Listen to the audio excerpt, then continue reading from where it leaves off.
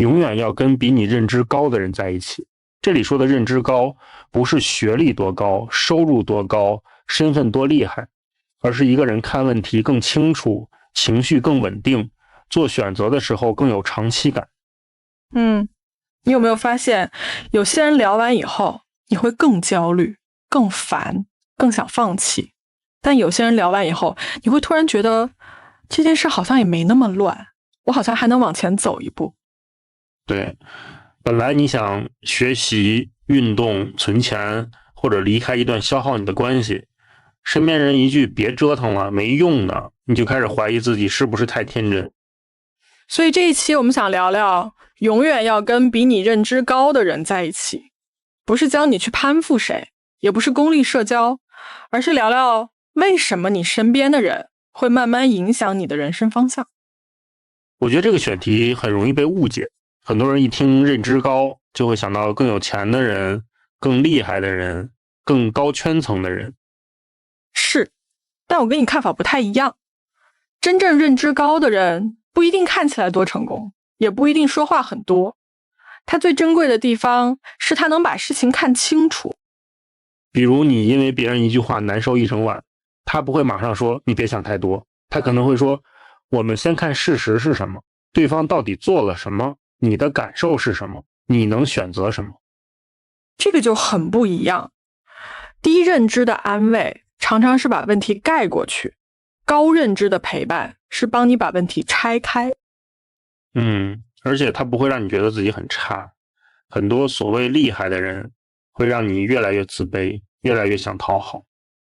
但真正值得靠近的人是让你更相信自己还有路可以走，他不是替你做决定，而是让你学会判断。我以前看到过一句话，大意是你会慢慢变成你最常接触的几个人的平均值。这句话放在普通人的生活里其实特别明显，你每天听到的语言会慢慢变成你看世界的方式。如果身边人总说没用的，别太认真，大家都这样，你不行，你听久了真的会开始把这些话当成现实。对，还有情绪，你长期和总是抱怨、攻击、阴阳怪气的人待在一起，你会发现自己也越来越烦躁，越来越没耐心。这个很真实，有些关系不是吵架才消耗你，而是聊完以后你的能量一点点被抽走。我觉得很多人把这件事搞错了，真正要警惕的不是你认识的人不够厉害，而是你把自己长期放在一个会拉低你的环境里。对，你身边如果全是泼冷水的人，你很难一直相信自己。你刚想开始做点什么，对方先笑你一句，你又3分钟热度吧。你可能表面上笑笑，但心里那个刚冒出来的行动力就被按下去了。那什么样的人值得靠近？我觉得很简单，跟他聊完以后，你更清楚，而不是更混乱。他不只是陪你骂，陪你抱怨，陪你一起焦虑，他会帮你看到事实、选择和边界。